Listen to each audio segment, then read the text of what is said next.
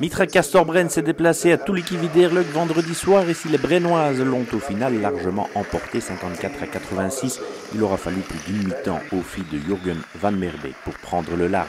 Anne Wouters était là, mais en civil, sa venue avait attiré plus de monde qu'à l'accoutumée à Derleuk, qui jouait aussi le vendredi soir. Cela aura pourtant permis de réunir pour la première fois Anne Wouters et Emma Mesemann entre son retour des États-Unis et son départ pour le Spartak Moscou. Bren était aussi privé de Julie Allemand alors que Lolo Plateau manquait toujours à cette formation de Derleuk qui a bien tenu la distance en première période.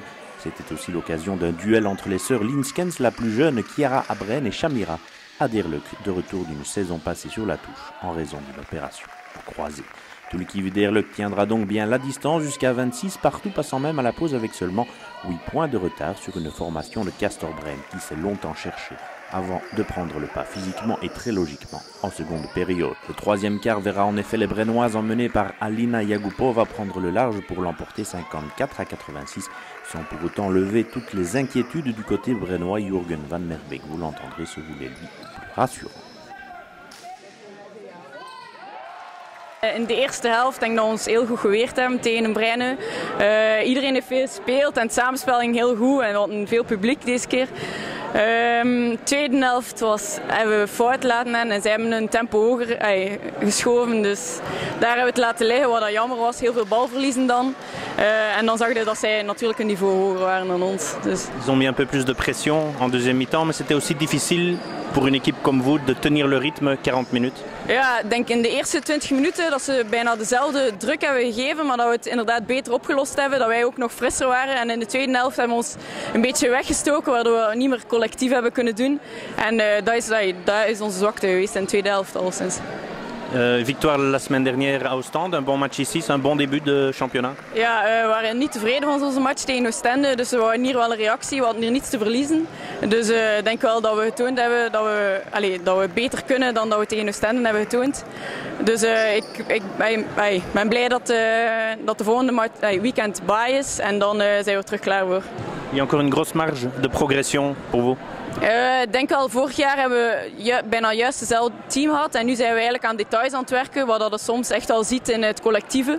Dus ik denk als we daarop verder werken, dat we nog progressie kunnen gaan maken, alleszins. Oui, en première période, on joue un très bon basket, on fait ce qu'on devait faire, on a pris des risques et c'est un risque qui a réussi en première mi-temps. Deuxième mi-temps, on n'a plus fait ce qu'il fallait faire, il fallait faire le même jeu, mais aussi offensivement, on perd beaucoup de balles qui sont en vraiment... Il ne fallait pas les perdre, quoi. Mais ça c'est dommage parce que le résultat, c'était sûr qu'on n'allait pas gagner.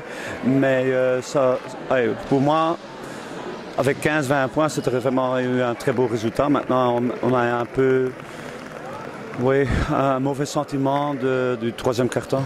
C'était aussi difficile de tenir le rythme, peut-être 40 minutes pour une équipe comme vous? Contre une équipe pro qui travaille, je suppose, quand même 2 fois par jour. Nous, on s'entraîne, on s'est entraîné 4 fois par semaine en préparation, mais maintenant on est à 3 fois.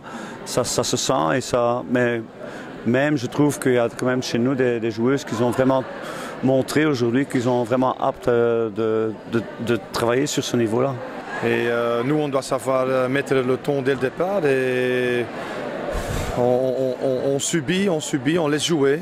Et le moment qu'on a scellé la vis un petit peu en troisième quart-temps, 5 minutes, en 5 minutes 40, ils marquent 4 points. Je dis que c'est ça les filles, ils doivent savoir que ça c'est la manière, tout le temps. Et maintenant, voilà, qu'est-ce qui est dans la tête, je ne sais pas pour le moment, mais voilà. Tout le monde déteste cette surface, tout le monde déteste ces déplacements, mais on a quand même des déplacements à faire, on doit le faire correctement.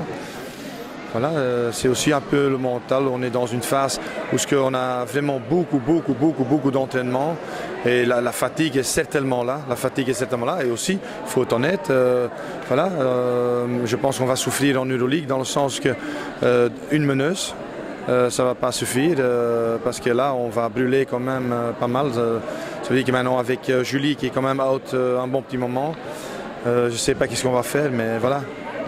On a senti aussi effectivement en première mi-temps un manque de jeu ou un manque de collectif en tout cas. Est-ce que ça vous inquiète à ce moment-ci de la saison? Non, ça ne m'inquiète pas parce que je sais qu'est-ce qu'ils savent produire à l'entraînement. Non, pas du tout. Je pense que c'est justement